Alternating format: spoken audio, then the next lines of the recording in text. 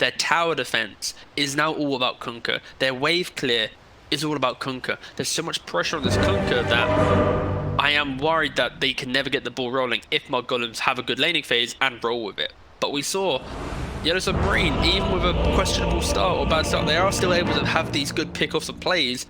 And Antimage, if he eventually gets there, can have a good game. But realistically, I think this window for mudgolems to win the game is very, very large. But I'm down for surprises, like in game 2. So surprise me again, YeLow Submarines. Find a way to win. What in my eyes is it's like a 70-30 mudgolems draft. That's the thing. I was just thinking about what he mentioned, that YeLow Submarine had a wonky or difficult start for game number 2.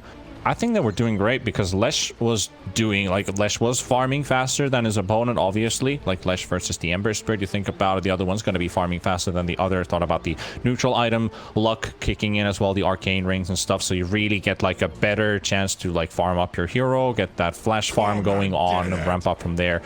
Your top lane was going great. The enemy Faceless Void from mudgolems was dumpstered in a sense, like not that much CS. He was like 5th or 6th in net worth, so you're like the least farmed core on the map. So like when you're thinking about a Spectre game, Spectre the entire game 2nd place or like almost 1st place, pretty much. Like once the laning stage ends and the mid players start to roll out with their teams, the carries start to go up because they're just farming.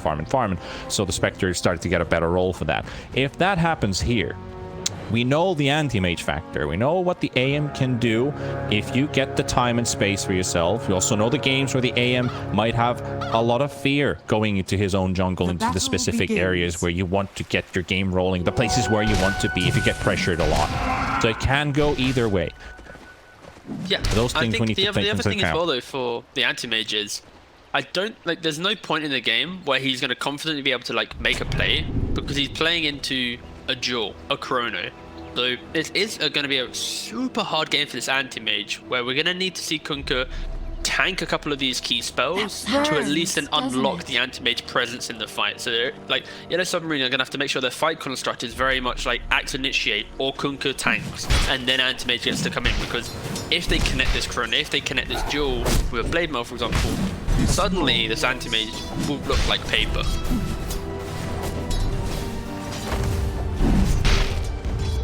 Like, I'm interested about the regen situation here for top lane. Think about Lina. Want to have a tiny bit of mana for yourself? Is there any coming on the courier? There's a mango coming in. All right, so that's good. Got another mango lined up as well. I think that's really important. Like, what is your mana control for this lane? Because you want to keep bullying and you want to make sure those LSAs are going to connect. Too many missed stuns, too many missed spells. Just waste of mana, waste of money.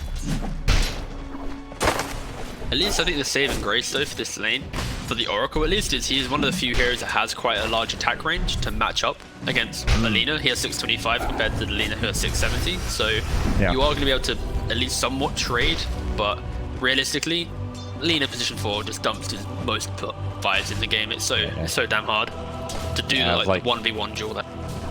It already says in like the int gain, like 3.7 per level, you're getting almost 4 damage per level, and that 4 damage is really big between levels 1 and level 5. The way that your damage is gonna just keep on amplifying from there is really big, because you already start off with like what, almost 60 damage, and you have an insane amount of attack range. It's like, that's huge. Pretty darn good. And game 3 is rolling out the same way as the previous games as well. So very calm start, people farming around the map, bit of trading here and there, but no real aggression happening anywhere. Is there any lane that has any kill potential even? Not really.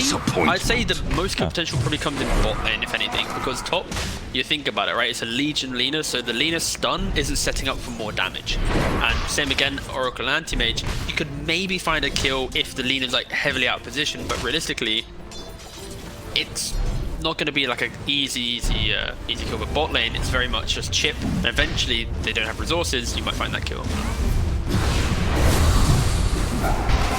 Aura sending the bear home. Quick regen. The bear back to lane. Though, wait, what is the core? Yeah, no mind. Yeah, he's got another bear up in 20 seconds. Soul ring for Elsie. Like there's anything out of the ordinary box. We've got the Morbid Mask for Anti-Mage, which seems to be the item pickup to go for. Sometimes you go for the Mask of Madness on AM, which is not a bad idea.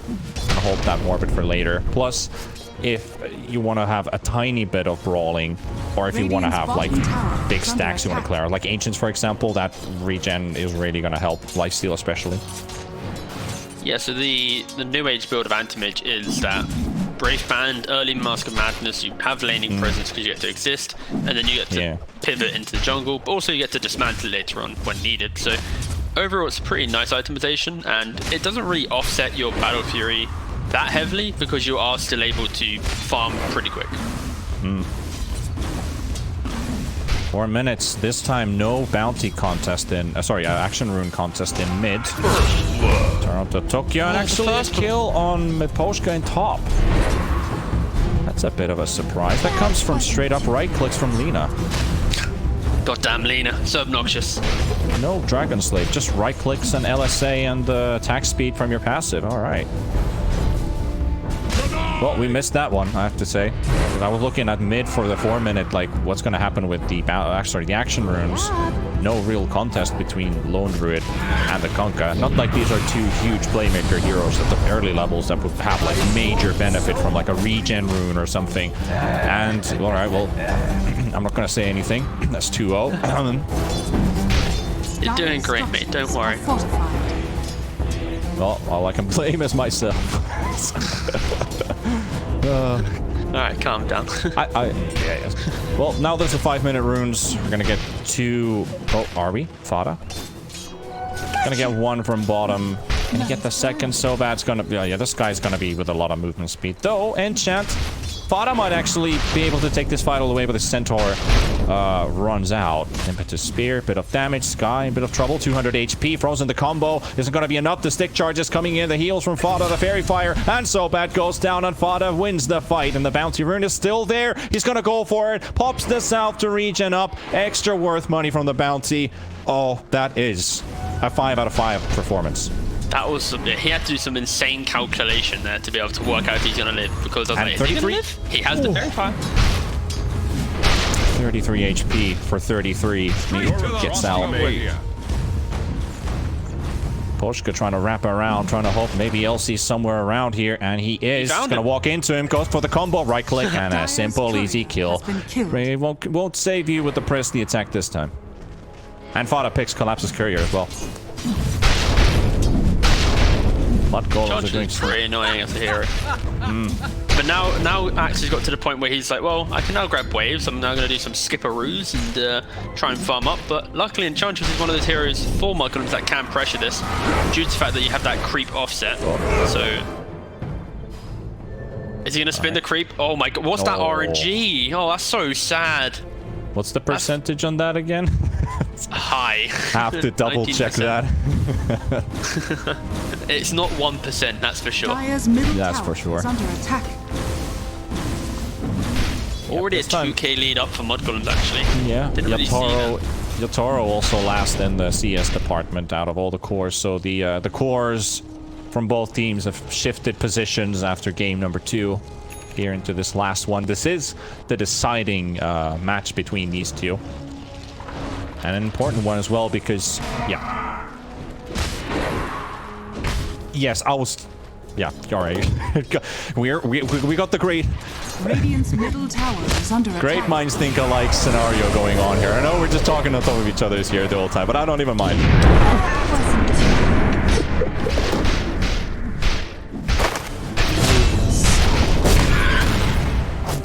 We all owe a life. Yeah. I take yours. No, you don't have to. This is fine. I mean, I mean, the best part is the more we keep talking on top of each other, we know exactly what we want to say. We still keep doing it, and people are like, oh, what is happening here? Just tell us what's happening, or no, you tell. No, I'm fine. You can tell first. I'm fine. Yeah. So GSL, the GSL format, I was exactly going to talk to you about that as well. So yeah, this is you're not out of this. If you lose this, you're not out. You have a second chance. If you win that one, you have another chance because you still have to fight the decider. So you win this one, you're in the winners. You win the winners, you're out. So you 2 victories, you're through. 2 losses, you're out. That's all you need to know. Collapse is also dead and it's 5-1 on the scoreboard. And Faceless Void is in the lead on net worth, but is he going to stay there for long? Takes a bit of a nuke there from the Oracle, but will live. Fada. He's fought so bad before. Kill him! He's leading it 1-0. It's enough, but still, Mio walks in the back. But Enchantress versus Sky, it's 2-0 for him. That was beautiful though, because it was like, you want the Enchantress to kill the Sky, but you know the impending death of Bambi, because, you know, the Kunkka's coming in with Tidebringer. Oh, that was fun to watch. But anyway, also, as a quick reminder, the 3rd place in the group stage, the team that wins the final decider after all the best of 3s, they will be playing up against the 2 invited teams, either Viking or Liquid. And you probably don't want to play up against either of them, realistically, to start with. So it is really important that you are able to convert the wins and get at least top 2 to play up against, like, the non-invited teams. Very true. Very true. Yeah, that's a difficult opponent. So from Group A, which is Hellraisers, Live to Win, Mudgolems, and Yellow Submarine, they go up against Viking GG. We know what Viking are made out of. We know exactly what that team is, what they do, how difficult it will be. So bad. Just like Sky Living. Difficult. It's hard. It's difficult, and this is... I know Sky is a squishy pick, but this is a hard game for So Bad. Like, he's been playing pretty well this entire series, but this is not his strongest performance. Sky is very much a specialty hero, but as they quickly try and engage potential in the lone druid, but realistically they have no damage. But yeah, Sky is a specialty hero because you need to have such a great laning phase and always hit your timings. Otherwise, you do feel a little bit like kind of lost in the game because you don't have this innate way to kind of mark your dominance in the game. But I think a real important talking right now is this Kunkka. A phase double bracer build, in my eyes, naturally gravitates towards potentially a Radiance. And that's what I've seen from some of my games. But I would expect him to be open. Yeah, as I say, he's opening himself up to just decide what he wants. So he does go for that Solar Crest. The concern in my voice was Radiance is way too greedy, and they never ever get to play Dota 2. So I was hoping he wasn't doing that, but I was at least teeing up for the possibility. Oh, they go for a smoke with a very commanding orange line, which is Milan saying they're going bottom due to the ward scouting out the smoke. And instead of the Radiance, we actually see a medallion pickup for the Kunkka. They are relying on the minus armor. Radiant's bottom tower. So this actually does allow for early fights to occur, because if they get this Solar Crest and then Anti-Mage has this Mask of Madness and Battle Fury Manta, it suddenly offsets that one item the Anti-Mage has, and you're able to take some of these earlier key fights. So potentially, Yellow Submarines are going to itemize for that kind of 17-minute window of a big fight, but 5k up already for Mudgolems. Will you be able to stop any push? And look at this. They were looking for a kill in bottom. They just lost 2 towers. They lost top. They lost middle. The duel comes out as well on the Kunkka. Toronto Tokyo needs a bit of help from his friends. Fada, here comes Skiter. What a beautiful chrono. Onto 2, but Miposhka is there. He doesn't have an ulti though. Your Oracle is only level 5. Collapse with the call. Not going to be enough to kill up Fada. Another stun from Milan coming as well. His ETP's here. And they get the deny on the tower as well. They kill off the heroes. They fend away the attackers. They take 2 towers, the top, the mid. They deny the bottom, and they kill Miposhka as well with the Laguna Blade. This train just keeps on rolling. And Yotaro, where's the root? Good bear, good bear. Oh, that's a bad bear. Dire's bottom tower is under attack. And Blarney, he feels it. A great chain of plays. A great chain of plays from Mudgolems. Suddenly that 2k lead has spiraled into 7,000 gold. XP is also 5,000 gold on the Radiant team's favor, so this is the Mudgolems we're used to seeing. Not really giving much of a chance to a team that is coming to contend them in a series. it boils down to that. How does Yellow Submarine get to the point where they get to play out their draft? They're relying on Kunkka to be a tower defender, but when he's sitting bottom for so long, trying to make an aggressive play, it opens up mudgolems to take that top, to take that mid, and due to lack of early tower damage, suddenly your TP rotations into bot allows you to also take that fight as well. So unfortunately, Yellow Submarine's not perfectly playing around what heroes they have to be able to, get through this early portion of the game, and mudgolems are picking them apart. Triple net worth lead as well. I mean, all the events that just spiraled in the last few minutes really pushed Yellow Submarine behind. Oracle is also sitting under 1,000 net worth. Bad, man. It feels bad. Boots and a stick. Now that was just support life, patches ago, before wards were valuable, before they're free, before there were 1,000 couriers introduced to the game, and before all that stuff. It was a privilege to have Boots as a support. We're spoiled as support players now, honestly. If only 33 had a friend. Blink duel with Blade Mail. Duel. 300, 200, 100, and thrown into the air. And he's dead. So close, but so far. I don't think he was ready for the entirety bar Axe to be ready behind the anti-mage there.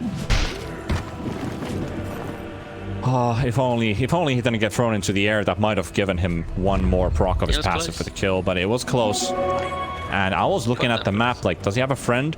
Well, his friends are in a smoke now. Mudgolems. They have the chrono available. Collapse. Oh, very risky waters. Gets a two-man call, but he gets stunned up with the LSA, and the Laguna Blade will be enough. So bad. Gets stunned up with the Centaur. So that's 2 pickoffs from Mudgolems instantly after that.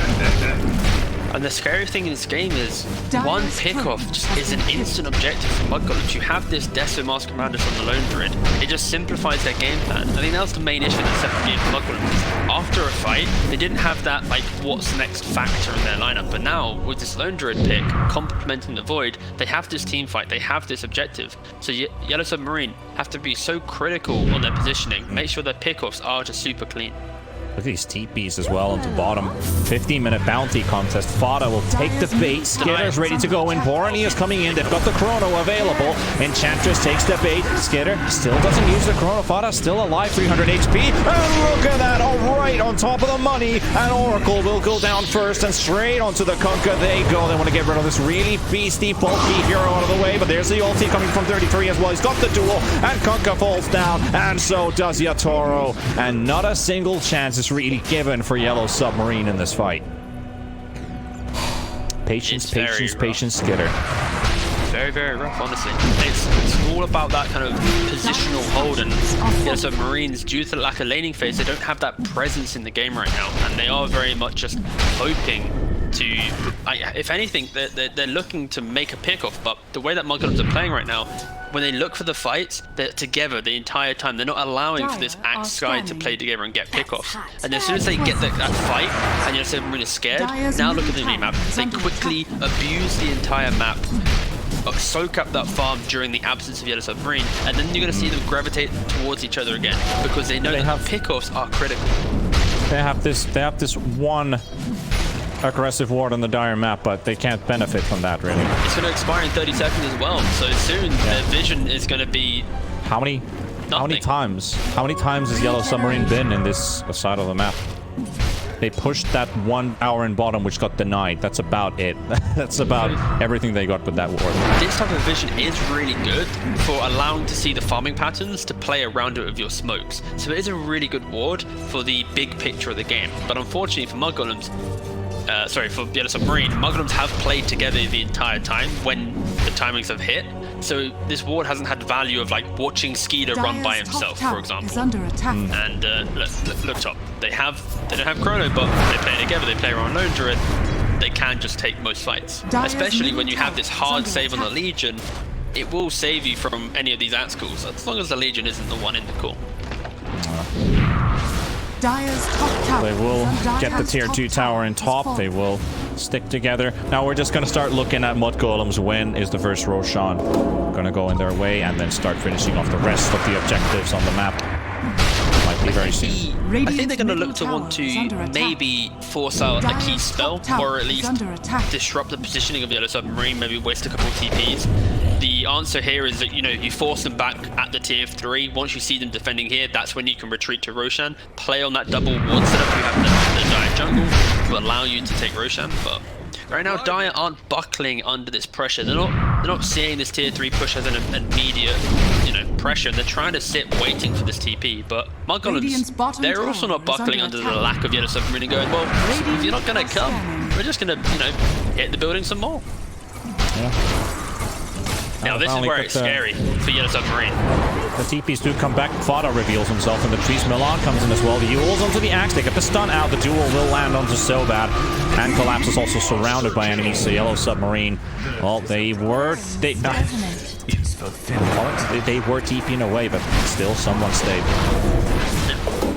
And it's just a battle of kind of attrition there. It's who's going to buckle first, who's going to leave, and Yellow Submarine, they're the ones that went, okay, we got to defend, and one hero TPs, the others don't, they stay, and that numbers advantage, suddenly mudgolems swarm the area.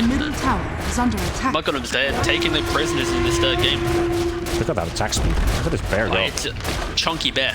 Bear do slap. Bear do slap. And that's a tier 2 gone. There's only one more tier 2 remaining. Also the tier 1 in bottom, which is not the biggest objective, but when you have the Aegis, you go through there and get one of the side lanes for yourselves. And mudgolems, they decide it's time for Roche. Here it is, 19 minutes, 15k up, going for Roshan. Just a casual 15k. This is very much the Yellow Submarines are like, alright guys, we have this anti-mage, he's eventually gonna get Panel Fury, he's eventually gonna be a farmy boy, and he'll eventually die to a Legion Jaw, but hopefully he doesn't. Is it time to grab the watch from your wrist again and shake it a little bit and see what's the time again, or are we knocking on the clock, like why is this not working? Yeah, I think anti-mage is looking maybe to fast forward some time real quick, or at least pause time and allow him to farm in the absence of mudgolem's aggression. I think that's the saving grace, but it's so rough, honestly, if you're Yellow Submarine.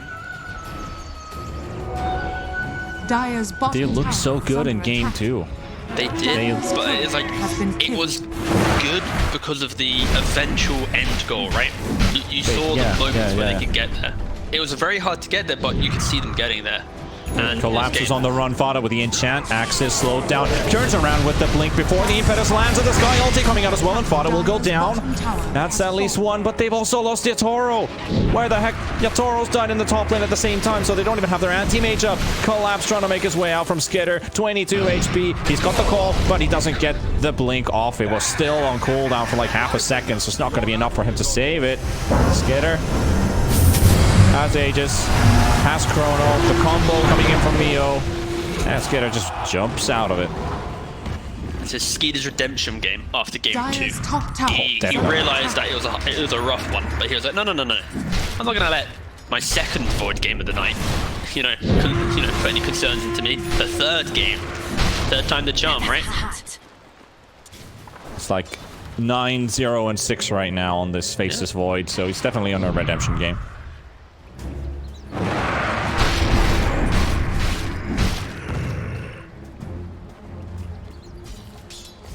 Well, 19,000 gold. It's almost 1,000 gold per minute, shifting in mudgolem's favor as this game passes on.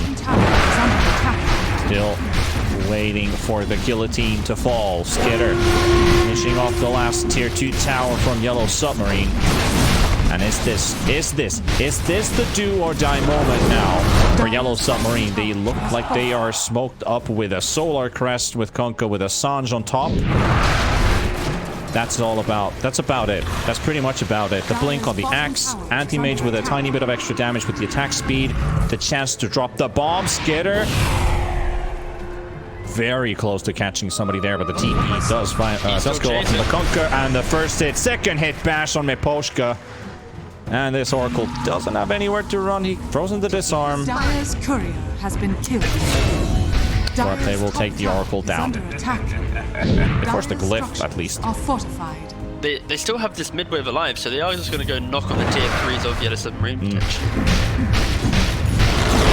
And it's such it's a rough situation, because if you look at Anti-Mage as well, his courier died with his Voidstone in it to complete his Battle Fury.